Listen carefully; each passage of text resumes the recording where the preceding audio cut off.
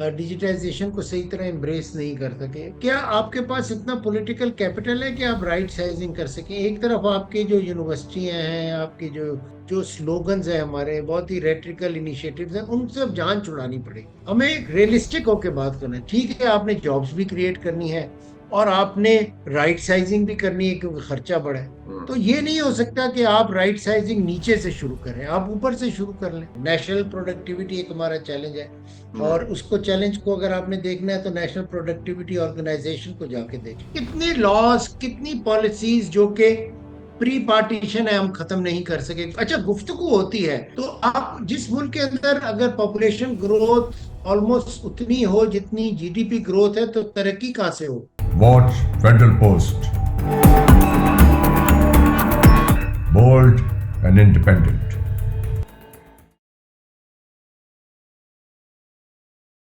अस्सलाम वालेकुम, मैं हूं हसन जफर। ये है प्रोग्राम टॉकिंग पॉलिटिक्स। हमारे साथ मौजूद हैं डॉक्टर हसन दाऊद भट्ट साहब। डॉक्टर साहब का मैं तारुफ आपके साथ करा दूं। डॉक्टर साहब फॉर्मर सीईओ हैं KP provincial board of investment and trade and special economic zone authority के। डायरेक्टर हैं BRI global governance institute China के और advisory board member at CPEC CELL at institute of strategic studies Islamabad. ये हैं doctor Hasan Daud Bhatt साहब। Thank you very much for joining me sir. Thank you sir, बहुत शुक्रिया। अभी आपने देखा ये हुकूमती सतह पे एक डेवलपमेंट हुई है। डॉक्टर कैसर बंगाली साहब जो कि एक एडवाइजरी रोल में थे हुकूमत के साथ, he decided to part ways and he put a lot of blame on not any individual. उन्होंने कहा मैं इसे पर्सनलाइज नहीं करना चाहता, लेकिन उससे हमें एक चीज सामने आई डॉक्टर साहब कि बहुत शदीद रुकावटें हैं in the down sizing of the government. आपको कैसा लगा इस सारी सूरत हाल को देख? जी बहुत शुक्रिया। आई थिंक कि हमने जो हमेशा से चीज़ों को ठीक करने के लिए जो नैरेटिव होता है उसको हम बिल्डअप नहीं करते, और इसकी कैपेसिटी शायद गवर्नमेंट के पास, ऑल्दो मैं हमेशा कहता हूँ कि हर गवर्नमेंट की मिनिस्ट्री के पास एक मीडिया सेल होता है या मीडिया ऑफिसर होता है जो कि रन करता है, एक इम्पोर्टेंट रोल भी प्ले करता है। लेकिन सम ऑफ दी अदर हमारा चैलेंज रहा है कि हम कोई अच्छा काम भी करने लगे तो हमसे नैरेटिव ठीक नहीं बनता और वो काउंटर प्रोडक्टिव होता है। फॉर एग्जाम्पल कुछ चैलेंजेस इसी तरह सीपैक में भी आए हमारे पास, इसी तरह और भी बहुत सारे जायज और अच्छे इनिशिएटिव जो हैं उन पे भी हो। तो इसी लिहाज से आई थिंक जो गवर्नमेंट है वो अब कुछ एक्शन लेना चाह रही है जिसके अंदर डाउन साइजिंग तो नहीं, मेरे ख्याल प्राइम मिनिस्टर ने राइट साइजिंग की बात की है, राइट साइजिंग करना चाहते हैं। और राइट। ये बहुत अरसे से ये चीजें हाईलाइट की जा चुकी हैं कि आपने राइट साइजिंग करनी है, गवर्नमेंट का साइज स्ट्रक्चर छोटा करना है, स्लिम करना है, स्मार्ट करना है। अब देखिए, हमारे पास हम हमेशा कहते हैं कि डिजिटाइजेशन हो, ई गवर्नेंस हो, ईज ऑफ डूइंग बिजनेस हो। I was trying to find a good phrase लेकिन मुझसे बन नहीं सका। लेकिन कोई ईज ऑफ डूइंग बिजनेस हो, लेकिन आई थिंक कि ये बहुत ही हमारे यहाँ स्ट्रक्चर इस तरह का है ब्यूरोक्रेसी का, या ओवरऑल आई थिंक कि नेशनल जो स्ट्रक्चर है उसके अंदर टॉप डाउन अप्रोच होती है। यस। अगर आपकी जो ऑर्गेनाइजेशन है, अगर उसका लीडर जो है टॉप पे जो है, वो अगर डिजिटल वर्क को एंजॉय करता है, टेक सेवी है, तो ये डिजिटाइजेशन होती है। वो जैसे ही आता है, मैंने ये देखा है होते हुए कि आपने डिजिटाइजेशन पे कई बहुत ज्यादा अमाउंट लगाई, ई गवर्नेंस पे लगाई, स्मार्ट वर्किंग पे लगाई, लेकिन साथ साथ आप हार्ड फाइल भी चलाते रहते हैं। कुछ हमारी जनरेशन का भी इशू है, मेरी जनरेशन का जो बेबी बूमर्स हैं, कि उनको हाथ में कागज वर्क का और उसकी खुशबू चाहिए होती, तो बुक्स चाहिए होती हैं, पेपर मनी चाहिए होता है। तो आई थिंक लाइक उस टू लिहाज कैरी से हम कैश। अभी तक जो हम उसको डिजिटाइजेशन को सही तरह एम्ब्रेस नहीं कर सके, और वो हमें चैलेंज रहता है। अ, अभी हम बात करेंगे आगे, आई एम श्योर, कैसे बंगाली साहब के कुछ पॉइंट ऑफ व्यू से जिससे आप एग्री भी कर सकते हैं, डिसएग्री भी, लेकिन आई थिंक ये एक चैलेंज है। दूसरा ये कि ब्यूरोक्रेसी तो एक चैलेंज है ना पाकिस्तान के अंदर। हम हर सतह पे इस पे बात हो चुकी है कि जो यस। माइंडसेट है वो, मैं हमेशा जब भी बात करता हूँ ब्यूरोक्रेसी के चैलेंजेस का या माइंडसेट का, तो मैं कहता हूँ कि जितनी फाइलें जिस ब्यूरोक्रेट्स के टेबल पे है ना, एक जमाना था कि बड़ी अच्छी समझी जाती थी। मेरा अगर कन्वर्सली अब वो जमाना आ गया कि अगर आपके पास कोई ऐसा बाबू है जिसके टेबल के ऊपर फाइलें भरी पड़ी हैं, तो आप समझ लें कि वो इनएफिशिएंट। इसी तरह बहुत अच्छे से, और हम इसको क्लीन डेस्क, रियलिस्टिकली देखते हैं। क्लीन डेस्क जी, रखना था। क्लीन डेस्क हो, एफिशिएंट स्मार्ट वर्किंग हो। इसी तरह एक स्टेज, एक एरा ऐसा था, मैं कहूंगा, मैं और ब्लेम लेता हूँ अपनी जनरेशन के पॉइंट ऑफ व्यू से, कि जिसके अंदर देर तक ऑफिस में बैठे रहना, शाम तक काम करने को एफिशिएंसी समझा जाता था। या आई थिंक ये सब चीजें अब खत्म हो गई हैं। अब जब से स्मार्टफोन्स आए हैं, smart working AI, digital connectivity exactly, AI, मतलब ये है ये कि somebody is sitting in his office till 8 or 9, तो मैं तो ये सवाल उठाऊंगा कि ये काम आपसे 4 बजे तक खत्म क्यों नहीं हुआ? जी बिल्कुल।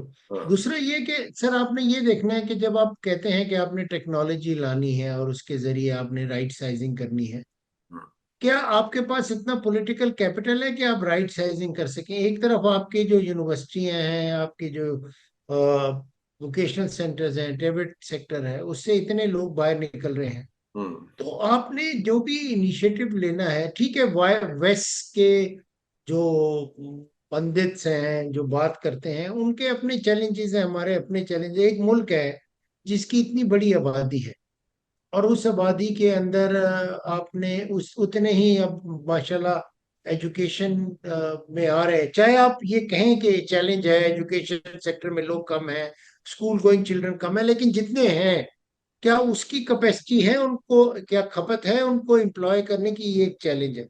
तो या ये एक बहुत ही केयरफुल थिंकिंग के साथ गवर्नमेंट ने ये सोचना है। देखिए, बहुत सारे रेटरिकल जो स्लोगन्स हैं हमारे, बहुत ही रेटरिकल इनिशिएटिव्स हैं, उनसे अब जान छुड़ानी पड़ेगी। हमें एक रियलिस्टिक होकर बात करना है। ठीक है, आपने जॉब्स भी क्रिएट करनी है, और आपने राइट साइजिंग भी करनी है, क्योंकि खर्चा बढ़ा है।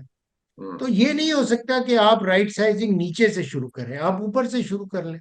या और अगर आप, और मेरा ख्याल है बंगाली साहब ने भी यही चीज हाईलाइट की है, आप नीचे जो होते हैं नायब कासिद, पीए, जब आप बना रहे होते हैं, स्कोप ऑफ वर्क बना रहे होते हैं, या आप जब PC1 बना रहे होते हैं, तो जो बाबू बना रहा होता है वो सबसे पहले रखता है कि यार, क्योंकि ये एक बड़ा माइंड सेट है। मैं आप, आई एम श्योर आप इससे एग्री करेंगे।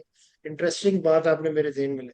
ये जो टेबल पे, ब्यूरोक्रेट के टेबल पे जो बेल पड़ी होती है ना, बेल, बेल, ये एक बहुत बड़ी ताकत होती है। हाँ, और इसे वो जब वो कहें तो बेल बजाता है और कोई एक आदमी हर अंदर आदमी तशरीफ भागते लाता हुए है, आता तब आता है है।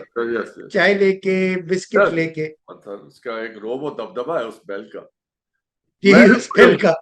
वो तो इसको जो मैं है वो रिस्पेक्ट। कैसर बंगाली साहब की बात से मुझे याद आया, उन्होंने कहा जी दो, आपने सुनी होगी उनकी प्रेस कॉन्फ्रेंस। मैं एक बात छोटी सी इंटरेस्टिंग जी जी, मेरे जहन में थी, हाँ, मैंने इस पे कभी लिखूंगा भी और लिखना भी था बस, लेकिन मैं पेटेंट के साथ आपसे शेयर करता हूँ। हम्म, मैं इसको कहता हूँ सुपर ब्यूरोक्रेसी। अच्छा, और ये सुपर ब्यूरोक्रेसी किस चीज से मैंने super bureaucracy that analogy, is above and नहीं बियॉन्ड नहीं, एवरीथिंग। ये नहीं नहीं नहीं, ये वो ब्यूरोक्रेसी है। मैं इसकी एनालॉजी आपको बताता हूँ मेरे नजदीक।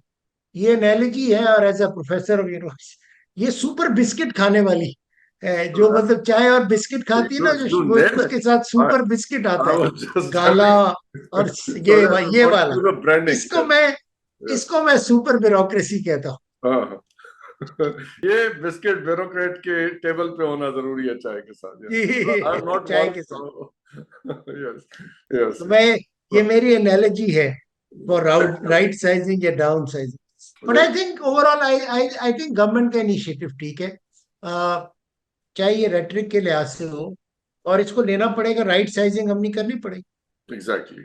उन्होंने बताया डॉक्टर बंगाली ने कि दो ऐसे महकमे, जहाँ पे ऐसे इदारे जहाँ पे कुछ भी नहीं हो रहा 15-20 साल से, तो उन्हें बुलाया कि जी ने, तो उनके जो सरबराह थे तो उन्होंने कहा कि जी इसमें पोटेंशियल है। अब मुझे ये समझ नहीं आती कि अगर आपने एक इदारा बंद करना है, आपके पास रिपोर्ट आ गई है। मैं आपको एक इदारे की एग्जांपल देता हूँ। आप तो इस्लामाबाद में रहते हैं, कभी जाके जरा वो देखिए वहाँ के हालात। मुक्तदरा कौमी जुबान एक इदारा है, किनालों उनके पास जमीन है, दर्जनों गाड़ियां अंदर खड़ी हुई हैं। यकीन करें उनके पास कोई दर्जनों क्या, कितनी शेल्फें हैं और कितनी बड़ी बिल्डिंग है वो। उन्होंने कुछ 4.5 किताबें टोटल मेरे ख्याल है छापी हैं आज तक अपनी एक्सिस्टेंस में। वो जितनी पब्लिकेशन थी वो मैं उनसे ले आया था। कोई 40 रुपए की किताब थी, कोई 80 रुपए की किताब थी। एक जो उन्होंने बहुत बड़ा तीर मारा है, वो उन्होंने पता नहीं कोई मैनुअल जो है कोई होता है मतलब लोअर जुडिशरी का, उसको उन्होंने उर्दू में ट्रांसलेट कर दिया था, और वो भी आज से कुछ 40-50 साल पुरानी बात है। ये हो रहा है, उसके ऊपर एक डायरेक्टर बहुत जनरल सारे होगा, आर्काइव का, उसके डिप्टी एक डायरेक्टर क्या होगा। नेशनल आर्काइव का एक सेंटर है, बहुत सारे हैं जी। जी, तो रिडंडेंट है। अब उसके सरबराह से अगर आप बुला के पूछेंगे कि जनाब आपके इदारे को बंद कर दिया जाए, आपका इसके बारे में क्या ख्याल है, तो वो क्या कहेगा आगे से? यदि बिल्कुल बंद कर दे, मेरी छुट्टी करा दे, मेरा दिल भर गया है इस नौकरी से, ये तो नहीं कहेगा ना।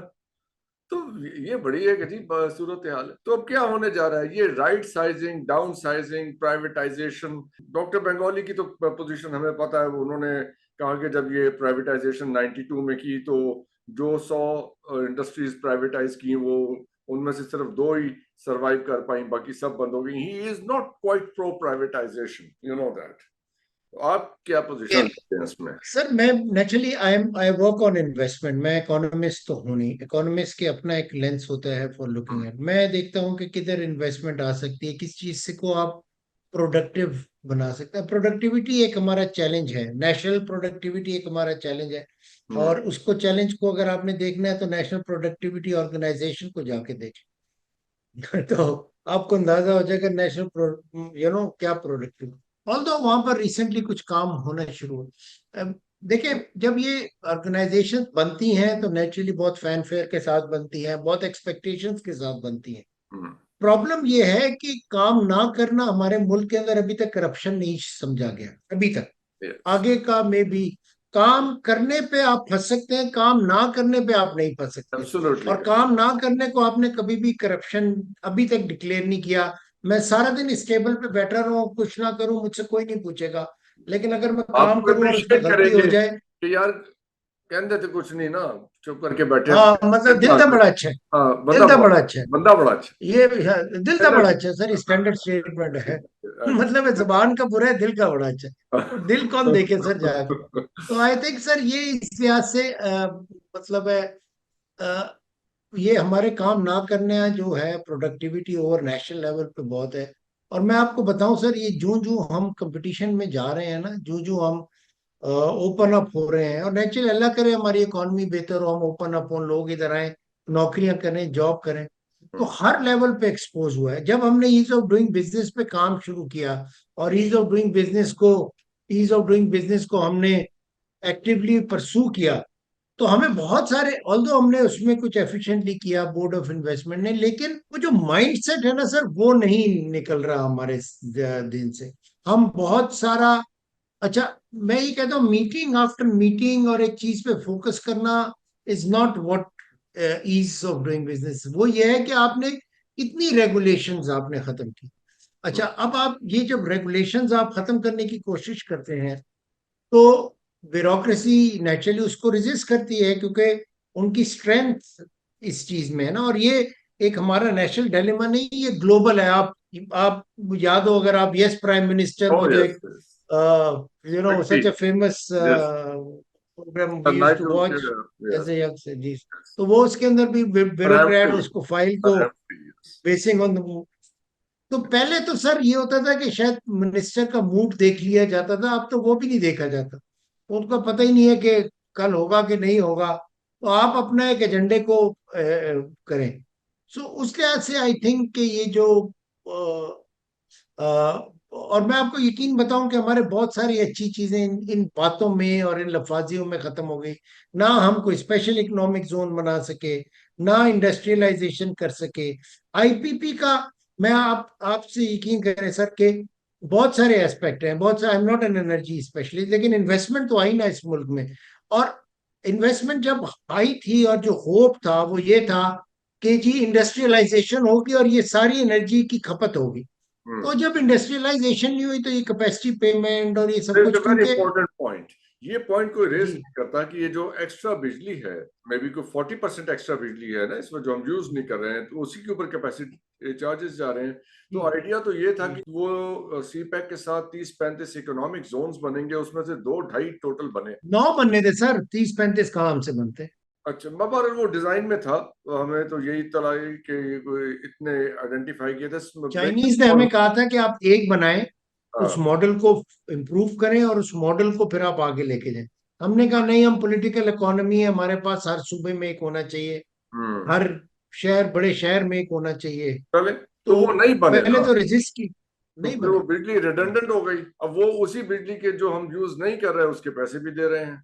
That's hmm. दैट्स और इकोनॉमी में ना आप एक्सपोर्ट कर सके, हम्म। ना आप इंपोर्ट सब्स्टिट्यूशन, आधे इकोनॉमिस्ट इंपोर्ट सब्स्टिट्यूशन की सपोर्ट करते रहे, आधे एक्सपोर्ट लेड इंडस्ट्री को सपोर्ट करते रहे।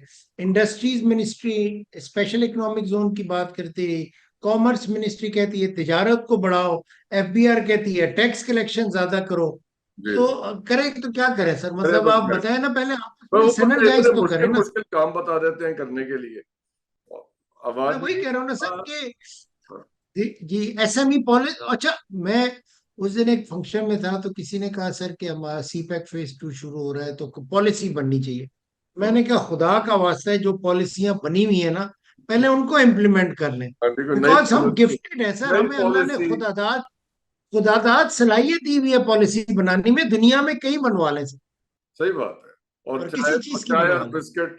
हाँ जी, चाय और बिस्किट। कोई सर, लेकिन लेकिन इम्प्लीमेंट नहीं करवाना, ना, वो नहीं करना, वो सिर्फ वो टाइम नहीं नहीं होता। होता। आप जानते हैं हमारी जो गवर्नमेंट में लोग होते हैं, मिनिस्टर्स और एडवाइजर्स, उन्होंने टीवी शोज में जाना होता है 3 साढ़े 3 बजे से, तो वो वहां चले जाते हैं सारे। तो फिर आप देखिए ना, और फिर अपने को घर में भी मामलात होंगे, फैमिली को टाइम देना है, बहुत सी चीजें होती हैं। तो इन मामलात को कौन कौन अटेंड करेगा? तो ये जी रियलिटी। सर। और इसी लिहाज से सर आई थिंक कि जो I mean this is one of the issue, लेकिन इसके अलावा बहुत सारे इश्यूज हैं जो कि हम रियलाइज नहीं करते। ये तो नेचुरली पॉलिटिशियन ने अपनी कॉन्स्टिट्युएंसी में भी जाना होता है, उसने अपनी बहुत काम मिनिस्ट्री है को भी सर। देखना होता है।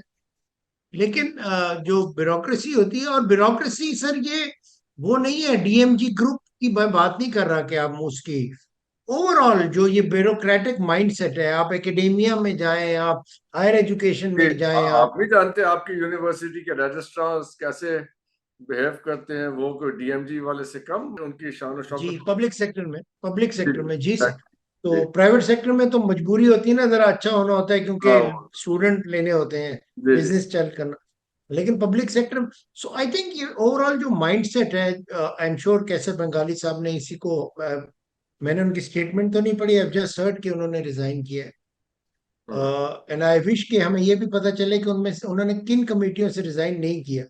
ये भी बहुत जरूरी है उन्होंने पता कहा मैंने होने का। सारी कमिटियों से रिजाइन कर दिया है, और अगर मुझे बहुत मैं अच्छा। का हिस्सा नहीं हूँ, अगर लेकिन अगर मेरी अभी। अच्छा, एक और भी एस्पेक्ट है सर इसका, एक और भी एस्पेक्ट एक ये है कि ये बड़े फैन फेयर के साथ ना टेक्नोक्रेट्स हम जैसों को लेकर आते हैं कमेटियों के अंदर, और हम्म। उस कमेटी के अंदर जब आप बैठते हैं तो आपको आप पे आपका वो जो माइक होता है ना उसको बंद करने की हिदायत होती जी। है। तो आई मीन उन्होंने उन कहा कि जो हफीज पाशा, डॉक्टर हफीज पाशा की ने अपनी सिफारिशात दी, कुछ नहीं हुआ। फिर डॉक्टर इशरत हुसैन साहब ने अपनी सिफारिशात दी, और वो कुछ नहीं हुआ। अब मुझसे ये एक कमीशन तो एक रिपोर्ट बनवा रहे हैं। रिपोर्टें जैसे अभी आपने फरमाया कि रिपोर्ट्स बन जाती हैं, पॉलिसी बना लेंगे, रिपोर्टें बना लेंगे, and then nothing happens. Sir आप मुझे बताएं सर, आपका ताल्लुक मीडिया से है, मेरा ताल्लुक एकेडेमिया से, गवर्नमेंट थोड़ा से सा भी रहा एकेडमिया है। से भी है हमारा ताल्लुक। तो क्या हमें सर हमें एकेडेमिया से भी है सर, वो तो अ, हमें नहीं पता कि हमें किन मिनिस्ट्रियों को बंद करना है और किन स्टेट ओन्ड एंटरप्राइजेस को बंद करना है, हमें नहीं पता सर। क्या हम अगले आधे किसको नहीं घंटे में वो पता। लिस्ट नहीं बना सकते बैठ के? We ji. एग्जैक्टली। तो अच्छा सर, बिल्कुल अच्छा, हमें पता है ना सर। अच्छा, अगर हमें पता है और वो स्टेट ओन्ड एंटरप्राइजेस हमसे बंद नहीं हो रही, तो एटलीस्ट इस गुफ्तगू को बंद कर दें। वैसे ही। मतलब हर दफा हर नई गवर्नमेंट आती है वो कहती है स्टील मिल, पीआईए, और टाइम पूरा करती है। भाई अगर नहीं हो रहा, नहीं होता ना, हर काम हर आदमी से नहीं होता, हम्म। तो आप इस गुफ्तगू को तो बंद करने का अमल कर देना। एटलीस्ट हमें इस अजाब से तो निकाले ना कि सही बात। वो हो रहा है रोजवेट होटल, ये कर रहे हैं वो कर रहे हैं। भाई अगर आपके naturally you have a political capital, आपने उसका ख्याल रखना है, हर आदमी ने ये देखना है, नैब है और इश्यूज। जी। अगर ये इश्यूज हैं और आपसे नहीं हो रहा, तो आप देखें ना सर, चाइना की तरक्की के बहुत सारे कुछ अवामिल हैं जिसमें से एक्चुअली पॉलिटिकल विल, लीडरशिप की प्रैग्मेटिज्म। लेकिन एक बहुत इंपॉर्टेंट चीज ये है कि जो रिडंडेंट पॉलिसीज और लॉज हैं उनको एलिमिनेट करना। ये एक आप स्टडी कर लें सर, आपको ये पता चलेगा हमसे वो एलिमिनेट ही नहीं होते। कितने लॉज, कितनी पॉलिसीज जो कि प्री पार्टीशन है, हम खत्म नहीं कर सके। अच्छा, गुफ्तगू होती है हर फोरम में, मैं भी कह रहा हूँ, आप भी कहेंगे, 10,000 लोग कहेंगे, लेकिन जब खत्म करने का काम आता है तो फिर कोई लोग रिस्क नहीं लेते। हर Yes. आदमी को यहाँ पर खतरा है कि मतलब क्या हो जाएगा। Hmm. So Yes. Fear of the unknown की वजह से हम बस बट ऑन इस the other hand worm doctor pool साहब, से नहीं निकल। एक बहुत सीरियस सिचुएशन डेवलप भी हो रही है, इमर्ज कर रही है। वो ये है कि हो सकता है कि अभी जरा कुछ हिस्सों में मुल्क के इतनी गुर्बत ना हो, लेकिन 10 करोड़ लोग इस मुल्क में गुर्बत की लकीर से नीचे जा चुके हैं। कितने नौजवान अनएम्प्लॉयड हैं, कितनी ग्रोथ रेट है, और वो एम्प्लॉय नहीं हो पाएंगे। You know and I know that. हमारे ही पढ़ाए हुए बच्चे यूनिवर्सिटीज के, there are no jobs for them. अगर वो फैमिली बिजनेसेस में जा रहे हैं तो businesses are shrinking. We don't know कि वो कैसे बिजनेसेस भी सरवाइव करेंगे अगर ये ऐसे ही रहता है सब कुछ जैसा है। इसका एक ब्रेकिंग पॉइंट आ जाएगा, बहुत खौफनाक। इसके बारे में कोई परेशान नजर आता है आपको, आपके आसपास? सर, एक ड्राइंग रूम की गुफ्तगू तक तो हर कोई परेशान होता है, एक हम्म। सतही रेटरिकल गुफ्तगू के हद तक परेशान होता है, लेकिन परेशान हम तो सोल्यूशन नहीं है ना। मैं परेशान होता रहूं कि यार मेरे बच्चा मेरी बात नहीं सुनता, तो मेरे इससे और आपके परेशान इससे होने तो से तो नहीं कुछ होता नहीं ना। होता। People who matter. परेशान होने से तो नहीं। So we need, so therefore when I said कि ये जो 3-4 स्टेप्स जो चाइनीज लेते हैं या कोई भी प्रोग्रेसिव नेशन लेती है, उसमें जो सबसे इंपॉर्टेंट होता है कि प्रैग्मेटिज्म इंपॉर्टेंट है। प्रैग्मेटिज्म ये है कि आप अपना जितना भी फैट है उसको रिमूव करते जाएं। आपको नजर आ रहा है कि आपने लोगों के लिए एम्प्लॉयमेंट, वही बात करो ना कि लोगों के लिए एम्प्लॉयमेंट क्रिएट करनी है। अब आपने, मैं आपको बताऊं कि यहाँ पर ना एक एक वो हर्ड कम्युनिटी या हेड माइंडसेट बहुत है। फॉर एग्जाम्पल, अगर आपको नजर आए कि जी आईटी में नौकरियां मिल रही हैं तो हर बच्चा आईटी करता है। इसी तरह एक जमाने में जब दुबई चलो मुहिम चली थी तो हर बंदे ने इंजीनियरिंग करनी थी, फिर एक से जाए हर आदमी ने एमबीए करना था। ये अब करना हर था। आदमी ने आईटी में करना है, मेरिट लिस्ट आसमान पे पहुंची हुई। तो हम्म। गवर्नमेंट ने एटलीस्ट सर, अगर आप जॉब्स नहीं दे सकती तो जो बच्चे हैं उनके लिए एंटरप्रेन्योरियल जो भी एक्टिविटी है, जो जॉब से बढ़ के है, जॉब क्रिएशन के पॉइंट ऑफ व्यू से, हमारे रिलीजन के अंदर हमारे प्रॉफिट भी उसको, I mean he could have easily done job, लेकिन वो एक बिजनेसमैन थे। यस। सो उस एस्पेक्ट से भी अगर आप रिलीजियस कॉनोटेशन दे दें, मतलब हमारे जो सिर्फ शलवार ऊपर करना और वजू करते हुए पूरे शहर को तालाब बनाना तो नहीं है ना, ये चीजें भी हमने सीखनी है ना रिलीजन की एस्पेक्ट से, कि कितना हमने बिजनेस को प्रमोट करना है, कम्युनिटी को कैसे लेके चलना है। तो ये वो एस्पेक्ट है जो कि हम बहुत सीरियसली लैक कर रहे हैं। और इसमें गवर्नमेंट तो नहीं है ना सर, हम सब इस रोल में आएंगे। कहीं ना बट आई कहीं आई सबका थिंक हिस्सा गवर्नमेंट है। अगर, जी, अब अगर गवर्नमेंट ने ई कॉमर्स को प्रमोट करना है तो इंटरनेट की सर्विस देनी है, कोई इसमें शक नहीं है। अच्छा, दूसरा ये सर कि वो चीजें, फॉर एग्जांपल आप और मुझ पे किन चीजों से इम्पैक्ट होता है? खाने की प्राइस पे, कमोडिटीज की जो प्राइस है इन्फ्लेशन के ड्रिवन जैसे होती, जी। फ्यूल की प्राइसेस से, कॉस्ट ऑफ एनर्जी से, इजंट इट सर? क्योंकि अवेलेबिलिटी ऑफ एनर्जी है अब एटलीस्ट तो बर्बन सेंटर। हमारे तो मोबाइल में आ आप जाते उन हैं बिल। चीजों की वजह से, तो अगर आप 2 रुपए भी बढ़ाएंगे प्राइस, और इसमें गवर्नमेंट का कसूर ना भी हो, इंटरनेशनल प्राइस अगर बढ़ती है तो जूतियां तो गवर्नमेंट को ही पड़ती है ना, और गालियां भी गवर्नमेंट को पड़ती हैं। बढ़ती हैं। तो इन बिजनेस से जिनमें गवर्नमेंट को लगता है कि रिस्क है और प्राइवेट सेक्टर के अंदर ये कैपेसिटी है कि वो ये कर सके, तो आप वहां से एग्जिट कर दें। हम्म। उन जगहों पे जहां पर गालियां लोग देते हैं, जहां से इन्फ्लेशन होती है, जहां से लोगों की लाइफ होती है, उस पे आप मॉनिटरिंग करें, आप वहां पर पैसा ना बनाएं। आप इंश्योर करें कि जी वो जो चीजें जिससे लोगों की लाइवलीहुड इम्पैक्ट करती है, फॉर एग्जांपल एजुकेशन में जो प्राइवेट सेक्टर है वो एक सर्टेन लेवल से अपनी कॉस्ट को ना बढ़ाए, लोगों की फीस की स्ट्रक्चर को इम्प्रूव करे। इन चीजों पे हम आते नहीं है।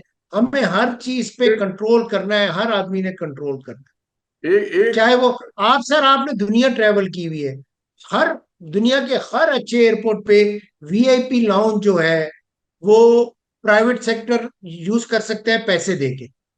आपके यहाँ पर वो गंदे पड़े होते हैं सोफे, ताला लगा के रखा होता है कि जी कोई वीआईपी मूवमेंट होगी किसी मिनिस्टर की तो खुलेगा। भाई आप उससे पैसे बनाए हैं इस स्ट्रक्चर से।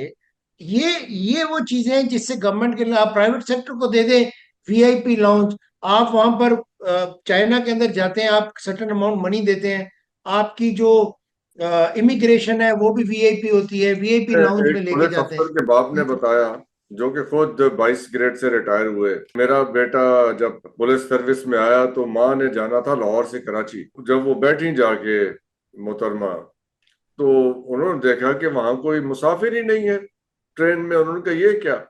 उन्होंने कहा जी वो आपके लिए पूरा डब्बा बुक किया गया वही। है। ये इस तरह से ये लूट खसोट होगी तो फिर यही नतीजा निकलेगा। एक चीज हम कम डिस्कस पर ये करते हैं। लूट खसूट नहीं है। मैं इस कंक्लूजन में पहुंच चुका हूं। ये लूट खसूट नहीं है, ये इनएफिशिएंसी। ये ये इनएफिशिएंसी की वजह से जिसको फिर लूट खसूट का मौका मिलता है तो वो कर लेते हैं।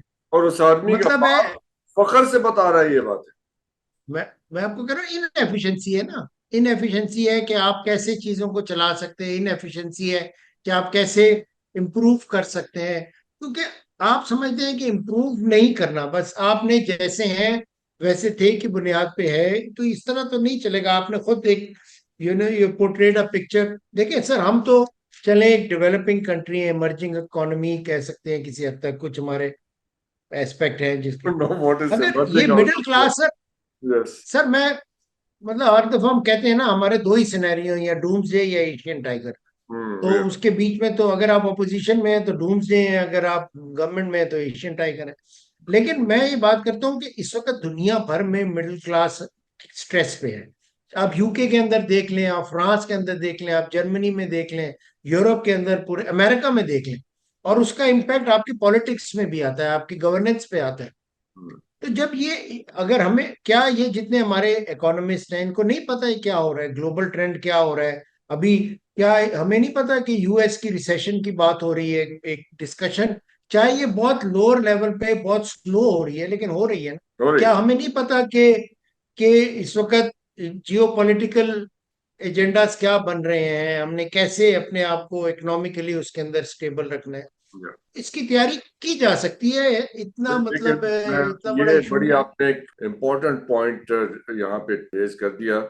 यहाँ पे आप अपना मीडिया देखें, हमारी गुफ्तगू भी नहीं लोग, आम लोग सुनना चाहते हैं। यहाँ पे जिस किस्म की गुफ्तगू सुनना चाहते हैं वो आप भी जानते हैं। जो शाम को जिस किस्म के प्रोग्राम्स की व्यूअरशिप है हमारे यहाँ, hardly you will find, very few people might be interested in any kind of serious discussion. एक चीज आपके साथ मैं रेज करना चाह रहा हूँ, वो ये है कि what is quite less discussed or briefly discussed is the question of population increase in this country. Demographics का बड़ा सीरियस इशू है। कॉन्सेंट्रेटेड है सारे मुल्क की पॉपुलेशन एक, यानी आप साउथ में कराची और हैदराबाद कर लें और लाहौर टू पिंडी का बेल्ट कर लें, आपकी almost may be 60%, just rough estimate, इतनी पॉपुलेशन आपकी सिर्फ ये 300 किलोमीटर का ये एरिया और 200 किलोमीटर का वो एरिया, यहाँ पे आपकी मेजर पॉपुलेशन कॉन्सेंट्रेशन है। एक तो पॉपुलेशन इंक्रीज का क्वेश्चन है, जिस रेशो के साथ ये बढ़ रही है पॉपुलेशन। दूसरा ये पॉपुलेशन मैनेजमेंट का भी क्वेश्चन है कि अगर लेस पॉपुलेटेड एरियाज को हमने आबाद करने की कोशिश नहीं की, इंडस्ट्री भी जो लगाई वो सारी खास इलाकों में, इन्हीं पॉपुलेटेड एरियाज के अंदर इंडस्ट्री लगा दी, जिससे एनवायरमेंटल इश्यूज भी क्रिएट हुए, डेमोग्राफिक इश्यूज भी क्रिएट हुए।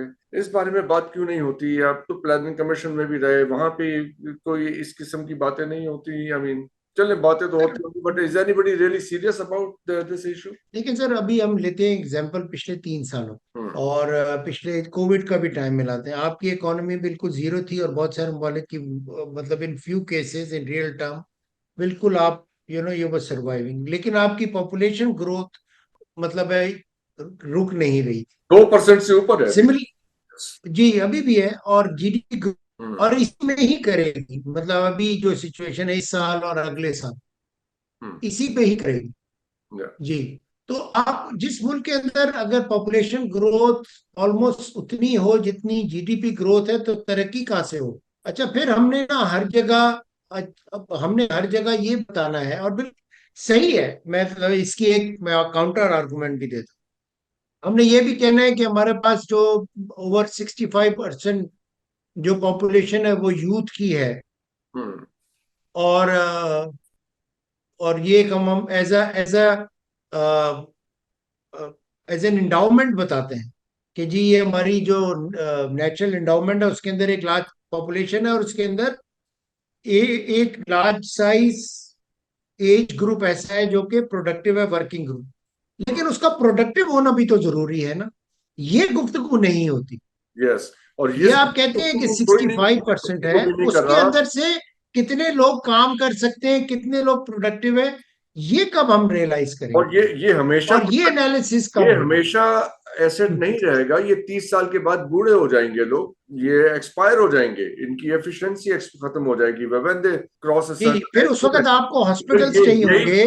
फिर उसको उस वक्त आपको ये हॉस्पिटल्स चाहिए बर्डन होंगे होगा, आपको। ये पॉपुलेशन हमारे ऊपर। They will be just useless hungry mouths, sorry to use these जी, वर्ड्स। हमारे हॉस्पिटल्स चाहिए होंगे, हमें डिस्पेंसरीज चाहिए होंगी। हमें नेचुरली कब्रिस्तान हमारा चाहिए होंगे सर। क्या कहते हैं, एक जी हमारा एक फैमिली स्ट्रक्चर है, हमारा एशियन कल्चर है, तो हम चले अपने एल्डरलीज का ख्याल भी रखते हैं। लेकिन नेचुरली ये एक ब्रूइंग चैलेंज है जो कि गवर्नमेंट ने आज सोचना है। आई एम श्योर सोचती भी होगी, कोई भी गवर्नमेंट हो, इरिस्पेक्टिव के कौन है at the helm of affair, लेकिन जो भी गवर्नमेंट हो उसको ये सोचना है। और ये सर जो इस वक्त प्लानिंग प्रोसेस है, इससे तो नहीं होता। आपका प्लानिंग प्रोसेस कितने साल का है? लास्ट टाइम आपने 5 ईयर प्लान कब किया था? आई डोंट नो, मुझे तो ये मेरे बात, ख्याल है लास्ट नवाज शरीफ साहब की गवर्नमेंट में आखिरी 5 ईयर प्लान, मेरा ख्याल क्योंकि है जब आपको मैंने पता ही बीए नहीं में कि आप 5 ईयर बीए में सर्वाइव। इकोनॉमिक्स पढ़ी थी, तब आखिरी दफा मैंने सुना था कि पाकिस्तान का कोई 5 ईयर प्लान बना जी, है। तो दैट वाज आप वे ये जो बैक। ये जो पॉपुलेशन रिलेटेड चैलेंजेस हैं, जो डेमोग्राफिक चैलेंजेस हैं, मैं अभी अर्बन डेवलपमेंट की तरफ आता हूँ, लेकिन जो डेमोग्राफिक चैलेंजेस है वो शॉर्ट टर्म प्लानिंग से तो नहीं एड्रेस करेंगे। Yes yes. आपको लॉन्ग टर्म प्लानिंग चाहिए होगी ना सर। आपने देखना है कि 10 साल बाद आपकी आबादी क्या होगी, वो किस एरिया में स्कैटर्ड होगी। और मैं इसीलिए सीपैक को जो बहुत प्रमोट भी करता हूँ, फॉर रीजन के एटलीस्ट वो आपकी लेफ्ट जो वेस्टर्न कॉरिडोर है वो नजर तो आ रहा है, गुफ्तगू में तो आ रहा है, कुछ सड़कें तो बन रही हैं। जी अच्छा, जी एक तो ये बात। दूसरी बात ये सर कि जब आपने कॉन्सेंट्रेट, बिल्कुल आपने सही बात की, जब आपने कॉन्सेंट्रेट किया कुछ शहरों में, तो उसका इम्पैक्ट अभी बलूचिस्तान में आप नहीं देख रहे। हम्म। आपने जब आपने देखे सर, तो जो पॉलिटिकल इम्पैक्ट सबसे आ रहा है ना, इंपॉर्टेंट काम सेंस ऑफ चीफ डेप्रिविएशन का। इकोनॉमिस्ट का, जी सर, चीफ इकोनॉमिस्ट का किसी भी मुल्क में सबसे इंपॉर्टेंट काम ये नहीं होता कि आपने नंबर्स को एडजस्ट करना। सबसे पहले ये करना है कि जो डिस्ट्रीब्यूशन ऑफ वेल्थ वो जस्टली हो रही है कि नहीं, ताकि तमाम लोगों को, तमाम सेगमेंट ऑफ द सोसाइटी को इससे बेनिफिट हो रहा है कि नहीं हो। यस। अगर ये नहीं है, तो फिर किसी भी इकोनॉमिक पॉलिसी, चाहे वो शॉर्ट टर्म हो लॉन्ग टर्म हो, उसका फायदा नहीं।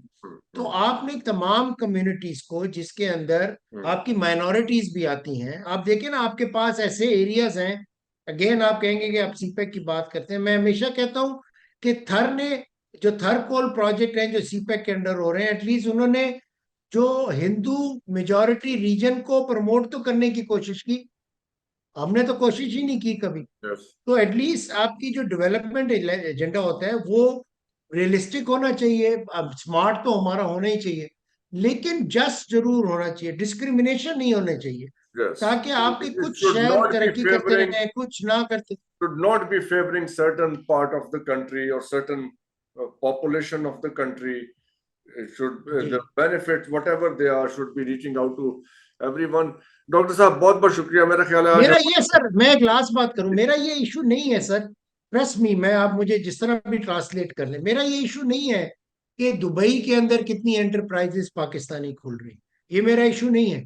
मेरा इशू ये है कि पाकिस्तान के अंदर कितनी एंटरप्राइजेज एससीसीपी में रजिस्टर कर रही हैं, ये इशू है। हम गलत तरफ चले जाते हैं। देखिए, अगर एक आदमी पैसा कमा रहा है, तो इतना तो उसको इजाजत दे कि वो किसी भी मुल्क में जाके या कहीं जाकर उसको मल्टीप्लाई करे, क्योंकि प्रॉफिट ही होता है ना डिफाइन करना। लेकिन हम ये नहीं, उस डिस्कशन पे ज्यादा पड़ जाते हैं, इस डिस्कशन में कम पढ़ते हैं कि आपके मुल्क के अंदर प्रोग्रेसिव और कितने लोगों को।